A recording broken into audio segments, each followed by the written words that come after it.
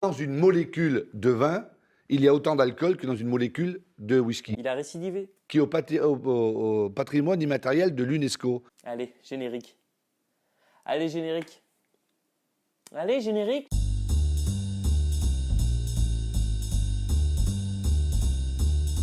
Cette page politique d'introduction est sponsorisée par Didier Guillaume. Et le vin, c'est un produit de bonheur aussi. Je sens qu'on tient un nouveau poulain pour l'émission là. Bon, nouvelle semaine, nouvelle page politique, hein, pas de quoi s'ennuyer en ce moment, ça enfile les boulettes comme des perles. On commence tout de suite par la droite, on va pas se mentir, ce sont les meilleurs. Non mais tu vois, j'ai pas envie de m'acharner sur la droite. Ouais mais c'est les meilleurs, à vous. Allez. Notre ami Bruno Retailleau, sénateur Les Républicains devant l'Éternel, était l'invité de Sonia Mabrouk sur Europe 1. Bonsoir Bruno Retailleau.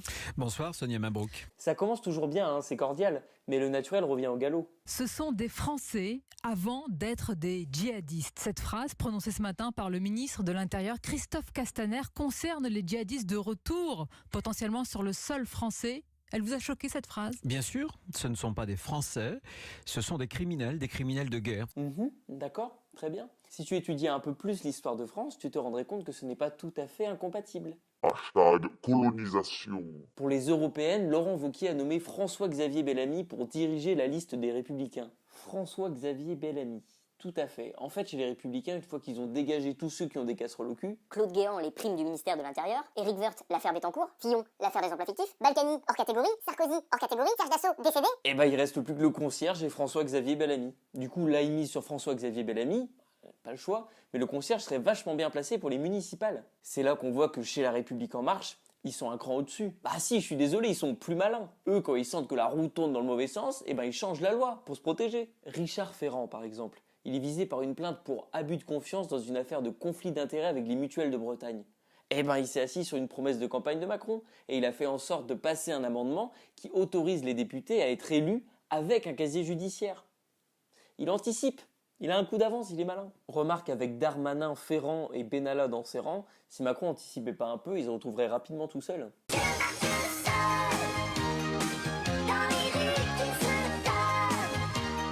Tri sélectif, le gouvernement rappelle les fast-foods à leurs obligations. Alors attention, hein, c'est une très bonne idée. McDo, KFC et consorts, c'est plus de 183 000 tonnes d'emballage et 60 000 tonnes de déchets chaque année. Avec une détente en termes de tri sélectif, on dirait la finale des Jeux Olympiques de saut en hauteur. Mais le gouvernement quand même. Avant d'accuser le voisin, il faut balayer un peu devant sa porte. Certes, les convictions écologistes de François de Rugy ont bien été recyclées. Aux dernières nouvelles, elles avaient été transformées en t-shirts et en stylos pour les jeunes avec Macron. Mais sauf changement de dernière minute, Didier Guillaume n'a pas été placé dans la poubelle à verre avec les bouteilles de vin. Et il faut aller au bout de la logique. Remarque pour Didier Guillaume, être recyclé en bouteille de vin, ce serait comme l'apogée de sa carrière politique.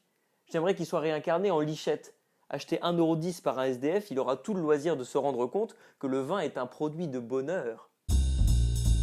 Une étude publiée mardi donne de nouvelles pistes pour lutter contre les premiers signes de la maladie d'Alzheimer. Et s'il y a des tests de prévus, il faut absolument mettre François de Rugy sur le coup. Avec un peu de chance, il peut encore se souvenir de son engagement écologiste.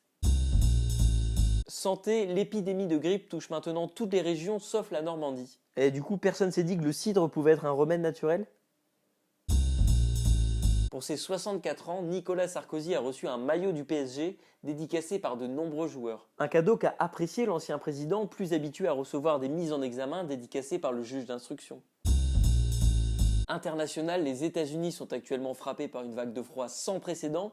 Il n'en fallait pas plus pour que Donald Trump demande solennellement sur Twitter le retour du réchauffement climatique. On se moque souvent de lui, mais il faut le reconnaître, c'est un homme pragmatique. Il pleut, il interdit la pluie, il fait chaud, il interdit les Mexicains, il fait froid, il appelle le retour du réchauffement climatique. Près de 700 000 entreprises ont été créées en France en 2018, c'est un record. Et plus que 2,5 millions et la France aura officiellement échangé ses chômeurs contre des travailleurs pauvres. Toujours enfermé, Carlos Ghosn dénonce le système judiciaire japonais. Selon lui, le refus de sa remise en liberté sous caution n'arriverait dans aucune autre démocratie. Plutocratie, il voulait dire, je pense. Quand le pouvoir est aux mains des plus riches. Sinon, en démocratie, je pense que c'est assez cohérent de ne pas laisser les plus riches payer pour sortir de prison. Jeudi matin, un nouveau camp de migrants a été évacué dans le nord de Paris. Et en grand défenseur de la démocratie, Carlos Ghosn a immédiatement déclaré que dans aucune démocratie... Ah non, là il a rien dit par contre. Ah! Et voilà, c'est terminé pour cet épisode 23. Si vous a plu, n'hésitez pas à le liker, à le partager, à le mettre en avant, à en parler autour de vous. Et puis, on se retrouve la semaine prochaine pour l'épisode 24. Salut!